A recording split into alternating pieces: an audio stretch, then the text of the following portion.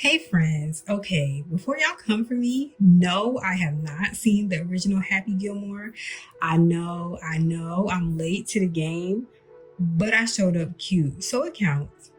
I had to jump into Happy Gilmore too because it was literally everywhere. I'm really not a little baby that's gonna listen, so my bestie still had to beat me in the head, but here we are. This month's movie review series is Adam Sandler Appreciation. This man is a comedic legend, and Happy Gilmore 2 is chaotic, heartfelt, hilarious. Basically, everything I needed and didn't know I wanted. Thankfully, they gave us a little recap of the first movie at the beginning, so I didn't feel like a total fraud for watching them out of order. And when that bird pooped on the golf ball and it went into the hole, I knew I was in for a ride. My mouth was literally hanging open in disbelief. That's peak Adam Sandler energy. Also, watching him dressed as the Weeknd for the Saturday Night Live scene was killer. I laughed so hard I snorted. Within the first 4 minutes, though, I was sad as hell. I didn't expect the movie to take such a dark turn and Happy lose his wife, Virginia. But in true Sandler fashion, the movie knows how to tug at your heartstrings while making you laugh. The whole life after loss theme, whew, that was heavy. Happy was a wreck after his wife passed. Even the kids were able to band together when he fell apart. He became an alcoholic, he was in a sunken place, and the only person who could get him through it was gone. I loved that his daughter Vivi told him he needed to find peace. Sometimes these children have more wisdom than the adults. Now let's talk about Happy's kids. His sons were bad as hell. My goodness. Why are kids in movies always ready to throw hands? Is that the norm? For example, that scene where they were eating dinner and one of Happy's sons pulls a fork on his brother is wild. And Happy's response was, "We fight in the basement, not at the table." I say, how about we don't fight at all? But I will say I love their family values overall. No whining, just support and chaos. Now on to my favorite character, Shooter. He's my favorite kind of unhinged. He was all about himself. He even said shooter instead of golf at the end of the group huddle. It's giving main character energy.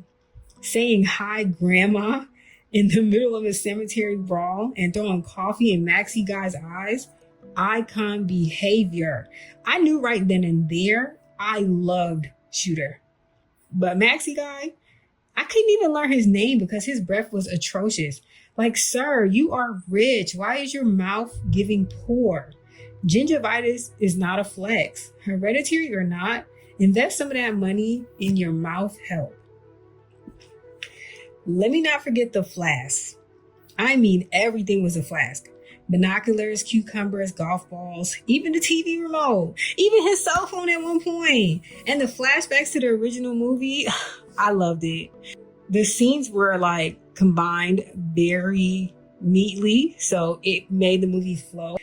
And I'm glad they took clueless folks like me into consideration without having to feel left out. Adam Sandler movies always have a way of saying what people are thinking. Like, I'd honestly love a job where I could ask my coworker to turn off the security cameras for 90 seconds when I needed it, okay? Because some people, they don't know how to behave when they come outside, but that's all right. Turn the cameras off and you could be just like Maxie Guy in there with those lobsters. Another one of my favorite scenes. I know this was added lightly, but the hint at the nonchalance of the justice system when deciding to parole or release prisoners, and even Hal abusing his role as the AA counselor to have the group members clean his car and paint the trim on his home by disguising it as therapy. Too many people misuse and abuse positions of power as if they don't hold other people's lives in their hands. So I did enjoy that they put that in the movie.